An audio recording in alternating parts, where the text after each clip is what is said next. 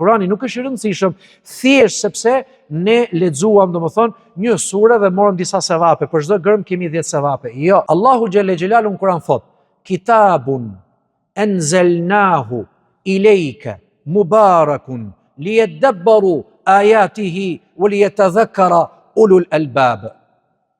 Ky është ajeti më madhështor që ka Kurani brenda në raportin që duhet ketë besimtari me fjalën e Zotit Kurani. Dëgjoni me vëmendje. Ajeti më madhështor që ka Kurani brenda, se si duhet formoj besimtari muslimani raportin e tij me fjalën e Zotit, pra me Kuranin, është ky ajet ku Allahu thot: "Libër që ta kemi zbritur ty o Muhammed."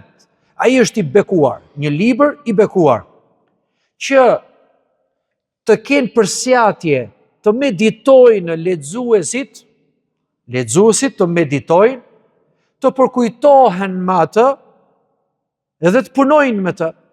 Leximin dhe punimin nuk e ka përmendur Allahu, ka përmendur vetëm që ky është një libër i bekuar që ta zbritëm ty o Muhammed në mënyrë që të meditohet në të edhe të përkujtohen besimtarët. Ka përmendur 2 cilësitë kryesore që sot nuk janë.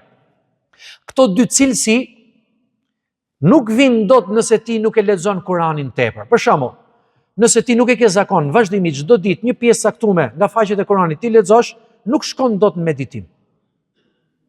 Atëherë, masi ta bësh zakon leximin, do shkosh në meditim. Meditimi nuk vlen nëse ti nuk përkujtohesh. Përkujtimi nuk quhet, nuk vlen dhe ky nëse ti nuk punon sa do pak me atë që meditove dhe përkujtove. Atëherë, këto 4 shkallë janë 4 pikat kryesore që e veçojnë besimtarin e mirë nga besimtari jo i mirë.